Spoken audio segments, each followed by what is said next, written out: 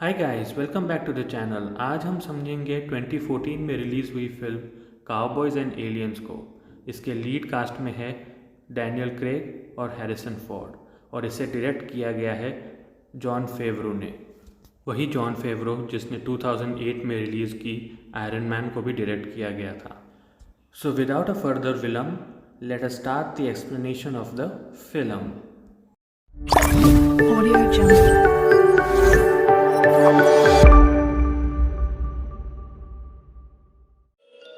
रेगिस्तान के एक बंजर इलाके में एक आदमी होश में आता है। होश में आते ही वो अपने लगे जख्म और हाथ पे लगे कड़े को देखता है। बगल में एक फ़ोटो भी उसे मिलता है। तभी अचानक घोड़सवार आते हैं और उसे लूटने के इरादे से उस पर हमला करते हैं, लेकिन वो उन्हें मारकर उनके कपड़े लेकर और उनका घोड़ा लेकर पास के गांव में आता है। चुपके से वो किसी घर में घुसता है। तभी उस घर का मालिक बंदूक लेकर उसके पीछे खड़ा होता है। उस पे लगे घाव को देखकर वो इंसान उसको एक टेबल पे लेटाता है, जहाँ पे वो उसकी मरहम पट्टी करता है। घर के मालिक का नाम मीचम होता है। तभी अचानक एक गोली चलती है और मीचम बाहर आके देखता है। बाहर आके जब वो देखता है तो एक लड़का पागलों की तरह एक गोली चला रहा होता है। लोग उससे परेशान हो जाते हैं, उसे शांत करने की कोशिश करते हैं। इस गुंडे का नाम पर्सी है और वो अपने बाप के नाम का फ़ायदा उठा के लोगों को परेशान करता है और बाद में उनसे पैसे लूटता है। लोगों से ज़बरदस्ती पैसे ऐंठने के बाद पर्सी उस आदमी से पैसे लेने जाता है, लेकिन वो आदमी उसको पैर पे लात मार के गिरा देता है।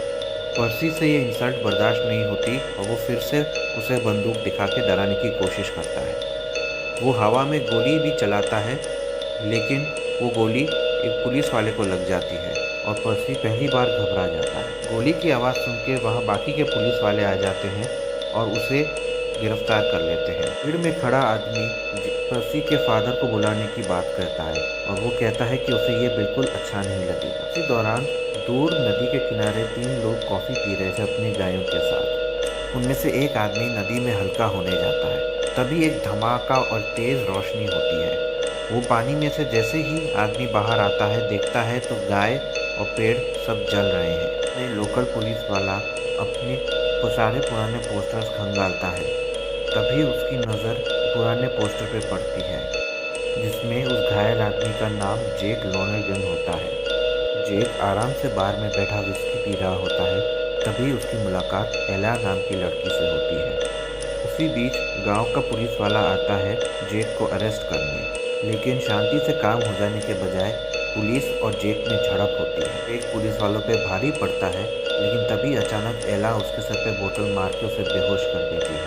बेहोशी की हालत में जेक को कुछ विजन्स दिखाई देते हैं, जिसमें वो फोटो वाली लड़की, गोल्ड कॉइन्स और काफ़ी सारे लोग होते हैं।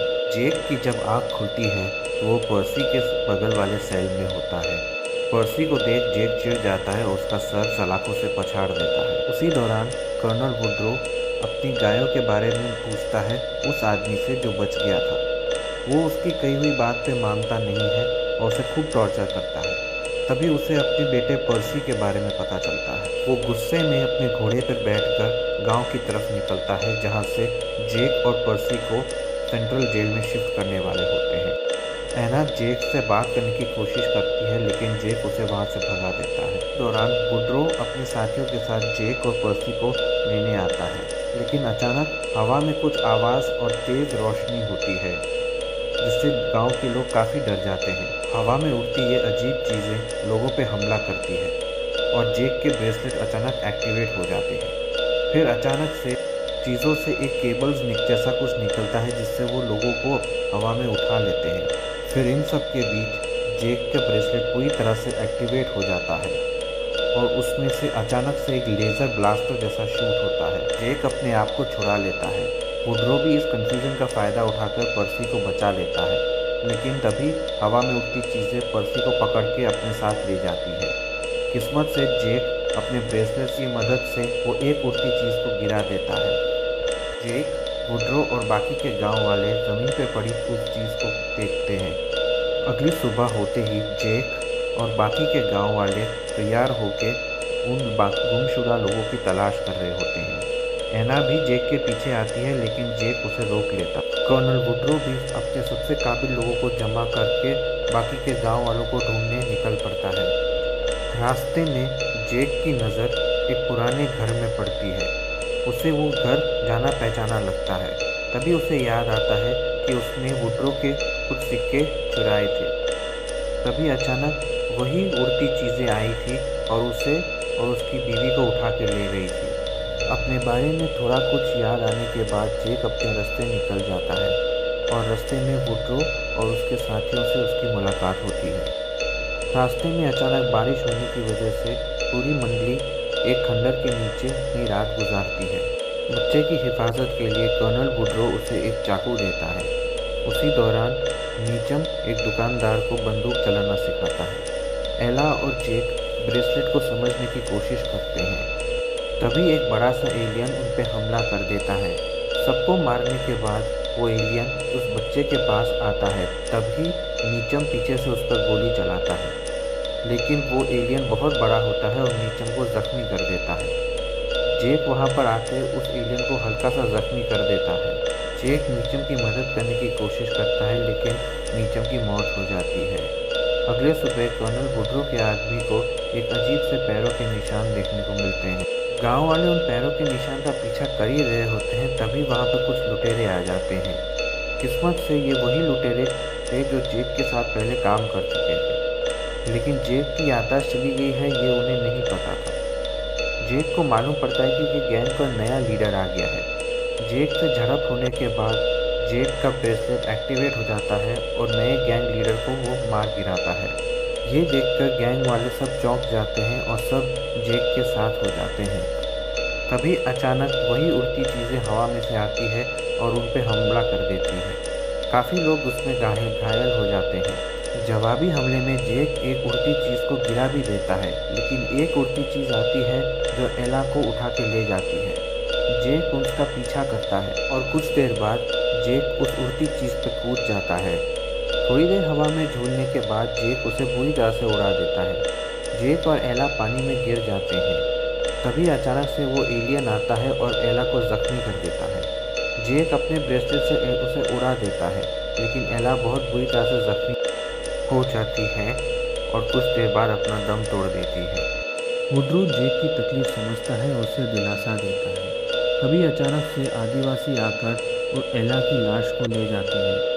वुड्रो और जेक बहुत बगावत करते हैं, लेकिन इसके बावजूद भी वो एला की लाश को आग में झोंक देते हैं। इन अचानक आग की लपटें तेज हो जाती हैं और एला फिर से जिंदा हो जाती है। एला के इस तरह से जिंदा हो जाने से एक बात लोगों को साफ हो जाती है कि एला इस दुनिया की है ही नहीं, बल्कि वो खुद भी एक एलियन है। वो उन आदिवासियों की भाषा बहुत अच्छे से समझती है। जेक की याददाश्त जल्दी से वापस लाने के लिए वो उसे एक काढ़ा पिलाते हैं, जिसे पीते ही जेक को सब कुछ याद आ जाता है कि किस तरह से एलियंस ने उसकी बीवी को मार दिया था, और वो उसे भी मार देते अगर सही वक्त पे जेक को होश ना आ गया होता और एलियंस को ज़ख्मी करके उनका ब्रेसलेट पहन के वहाँ से भाग निकलने में जेक कामयाब ना हो गया होता। अपनी याददाश्त पाने के बाद जेक बाकी सबको उस जगह पर ले जाता है जहां एलियंस का मास्टरशिप लैंड किया हुआ होता है, लेकिन वहां पहुंचते ही उन सबको यकीन हो जाता है कि उनके पास ज़्यादा आदमी नहीं है उनका मुकाबला करने के लिए। इसीलिए जेक वापस जाता है अपने पुराने गैंग वालों से मिलने। जेक के गैंग वाले उसे देख के काफ़ी खुश हो जाते हैं और उसके साथ लड़ने के लिए राज़ी भी हो जाते हैं। उधर वुड्रो भी आदिवासियों को अपने साथ मिलाने में कामयाब हो जाता है। कुछ ही देर बाद जेक अपने गैंग वालों को लेकर वहां पहुंच जाता है और ये सब देखकर काफ़ी खुश होता है। उसी शाम लड़ाई से पहले आदिवासी जश्न मना रहे होते हैं। इसी मौके का फ़ायदा उठाकर जेक एला से अपनी दिल की बात कह देता है। उसके होठों पर किस करने के बाद जेक वहाँ से चला जाता है। अगले सुबह गांव वाले और बाकी के लोग एक मदरशिप पर हमला करने के लिए निकल जाते हैं। प्लान ये है कि जेक अपने गैंग वालों के साथ एक बैग में डायनामाइट लेकर जाएगा और वहीं पे उसे उड़ा देगा, और वैसे ही होता है। लेकिन धमाके के बाद ही अचानक से काफ़ी सारे एलियंस उनके ऊपर हमला कर देते हैं। धमाके से मची भगदड़ का फायदा उठाकर जेक और एला शिप के अंदर घुस जाते हैं। शिप के अंदर पहुंचते ही जेक को पता चलता है कि एलियंस अर्थ का सोना निकाल रहे हैं। जंग के दौरान एक एलियन वुड्रो पर हमला कर देता है। तभी उसका एक वफादार आदमी आके उसे बचा लेता है, जिसके चक्कर में उसकी खुद की जान चली जाती है। वुड्रो बाद में उस एलियन को गोली मार देता है। फिर अचानक से वहाँ पर बाकी के आदिवासी भी आ जाते हैं। शिप के अंदर घुसते ही जेक को गुमशुदा हुए लोग मिल जाते हैं। एला उसे बताती है कि उन्हें एक लाइट के थ्रू हिप्नोटाइज किया जाता है, जिसे एला बाद में तोड़ देती है। लाइट के टूटने के बाद ही लोगों को अचानक होश में आ जाते हैं और वहाँ से भाग खड़े होते हैं। तभी अचानक एक एलियन उन पर हमला करता है, लेकिन जेक उसे मार गिराता है।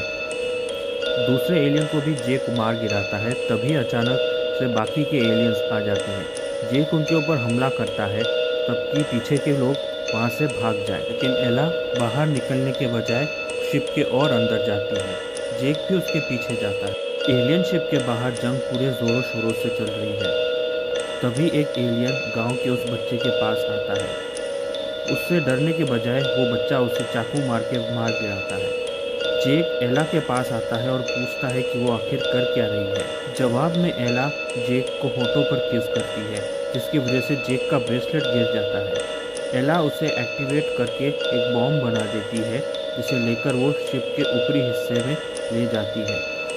वुड्रो एलियंस का डट कर सामना करता है। तभी एक गांव का वो बच्चा वुड्रो को ये बताता है कि गांव के लोग शिप से बाहर निकल रहे हैं। उसी दौरान एला शिप के ऊपरी हिस्से तक पहुंच जाती है। जेक सोना कलेक्ट करने वाले के कमरे में पहुंचता है। तभी एक एलियन उसके ऊपर हमला करता है। ये वही एलियन है जो जेक के हाथों घायल हुआ था। वो जेक को मारने ही वाला होता है, तभी वहाँ पर वुड्रो आ जाता है और बाद में जेक और वुड्रो मिलकर उस एलियन को मार डालते हैं। उस एलियन को मारने के बाद ही अचानक शिप में खलबली मच जाती है और वो लोग वहाँ से भाग निकलते हैं। एला के पीछे भी एक एलियन लग जाता है और शिप अचानक से टेक ऑफ करने लगता है। वुड्रो और जेक शिप की रेंज से बाहर निकल जाते हैं। शिप टेक ऑफ करने लग जाता है और पूरी तरह से हवा में होता है। एला अभी भी शिप के अंदर ही होती है, लेकिन वो जेक के ब्रेसलेट को अपने सीने से लगाती है और अचानक से एक धमाका होता है, जिसकी वजह से शिप तहस नहस हो जाता है। गांव वाले और बाकी के आदिवासी खुश हो जाते हैं। आदिवासी और गांव वाले सभी अपने खोए हुए लोगों से वापस मिल जाते हैं, सिवाय जेक के। कुछ देर बाद जेक अपने घोड़े पे वापस अपने पुराने घर आखिरी बार आता है। जेक कुछ देर वहाँ पर रुकता है, लेकिन फिर एक नई मंजिल की तलाश में वहाँ से निकल जाता है। उसी दौरान गांव में ज़ोरदार जश्न मनता है। लोग शराब पीते हैं, नाचते हैं, गाते हैं। तभी अचानक वहाँ पर वुड्रो आ जाता है और अचानक से पार्टी रुक सी जाती है। लेकिन फिर अचानक वुड्रो कहता है कि वो अपने खर्चे पे गांव वालों को शराब पिलाएगा और सभी लोग अचानक खुश हो जाते हैं। फिल्म के अंत से पहले हम जेक को आखिरी बार वुड्रो से मिलते हुए देखते हैं। दोनों खुशी खुशी अब एक दूसरे को अलविदा कहते हैं और फिल्म का वहीं अंत हो जाता है। इस तरह के वीडियोस को देखने के लिए चैनल को सब्सक्राइब करें, बेल आइकन दबाएं और वीडियो को लाइक, कमेंट और शेयर करना ना भूलें। Thank you.